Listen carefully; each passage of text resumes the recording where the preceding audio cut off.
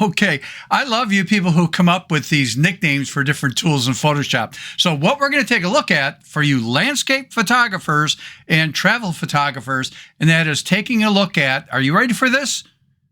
The human vaporizing tool. Let's do it.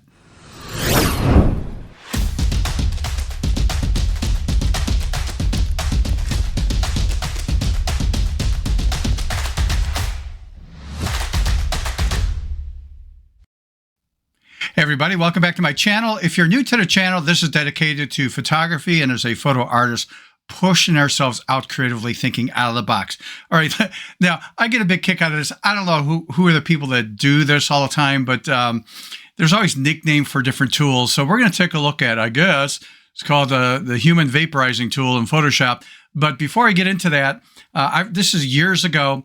One of the common tools that we used a lot in Photoshop, and not so much anymore because of advanced tools that we have in AI and everything, but that was the clone stamp tool.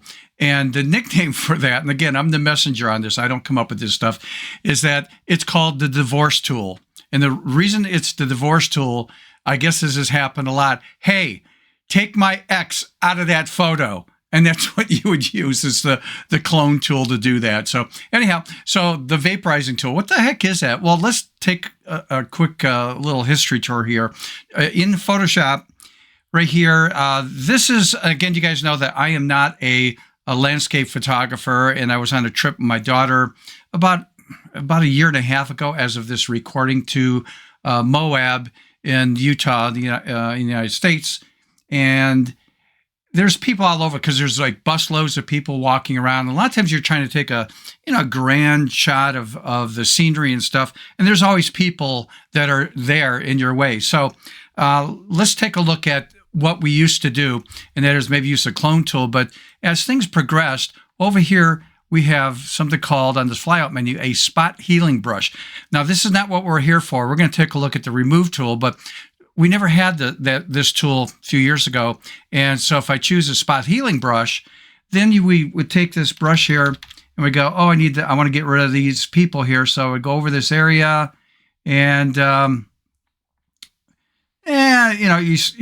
got rid of somebody. I got to do all this touch-up work, and, eventually you can get it done.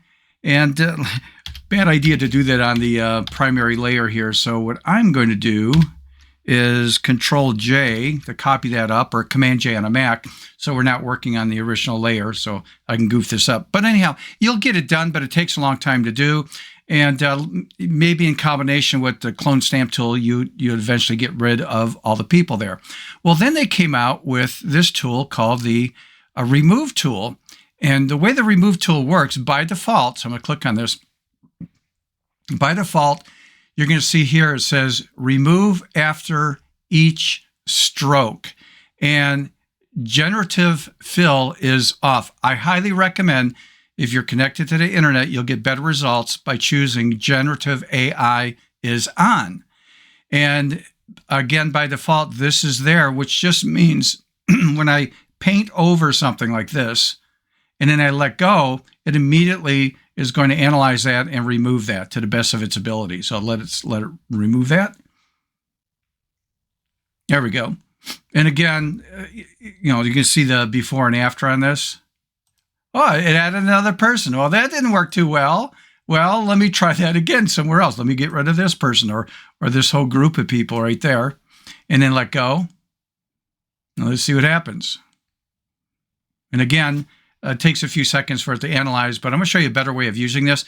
And not bad, but, it shoved a bush over there and didn't quite work the way I was hoping it was going to work. So let me delete this, get everything back the way it was normal. Control J, Command J, and I'm back just to duplicate this.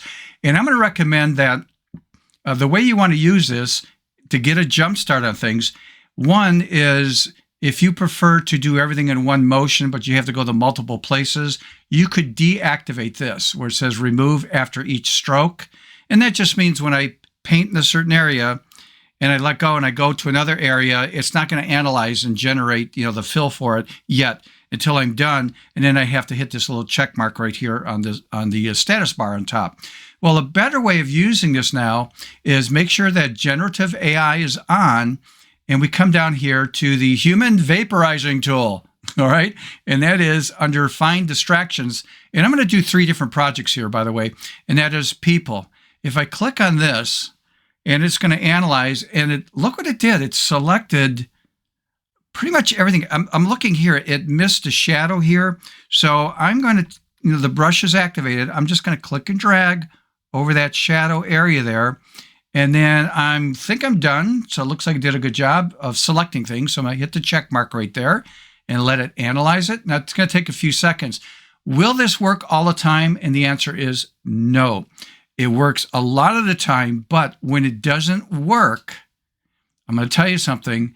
It gives me a jump start on things, and then I can finish it up. So you can see it did somewhat of a good job, but it did some, funky thing there. So I might go over that area and clean that up. So let it do its thing. Again, not a perfect world, but again, you and I know that shrub maybe should not be there and stuff, but if I pull back, anybody looking at this would not know, right? So, but it does give you a strong jump start. So let's close out of that image. I don't need that. Let's jump over to this one right here. And this one's got a lot of people and a lot going on here. So again, let's go and make sure we're on the tool here. So I'm going to come over here to the remove tool, and I'm going to come over here where it says Find Distractions. Let's get rid of those people and let's see what happens. Okay, I see it didn't pick up the shadow right here, so I'm just going to paint in that area. And it's hard to say about these shadows here. I'm going to leave that, and let's just see what happens. So I'm going to activate this by choosing the check mark right there and let it analyze that.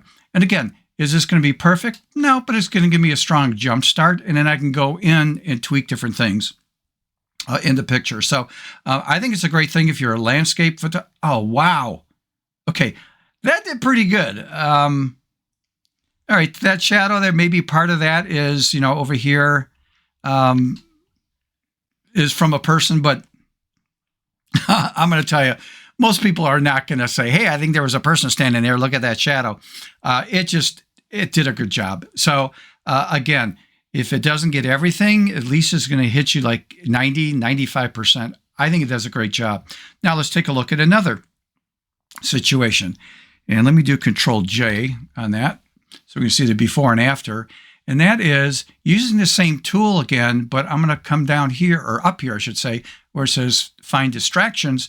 And I'm going to choose Wires and Cables. That would take a while to clean that up on the image. So let's see what happens there when it's analyzing. And again, I also recommend that you're using the generative AI feature being on, and let it work on this. I have not done this one yet, so this is going to be interesting to see what happens. So this should be finished up here. Come on, let's do a good job. Oh! Before, after. Okay, that worked great. Now, is it going to work under all possible situations? Again, it's a reminder, no, but doggone it, if it gives you 90, 95%, then a little bit of cleanup, it's going to save you a lot of time. This one, I don't see anything.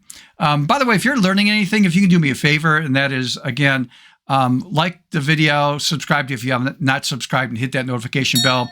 The next time I upload a video, which is once a week, you'll get that reminder. Also, just a quick reminder, thank you again for the people that have been buying me a coffee at buymeacoffee.com/StephenPhotoArtist, because again, this is not a sponsored video at all, like a lot of big YouTubers out there. This is a small channel. So I appreciate the ones that are doing that on a volunteer basis. It's not a monthly thing that you got to do. Okay, so with that out of the way, grab some of your images that you may have, especially you landscape people. And, if there's any, people in the scene that you would like to remove, or if there's, wires and stuff and cables that are in your way in the sky that you just find distracting, try this technique and see if that works. All right. So until next time, see ya.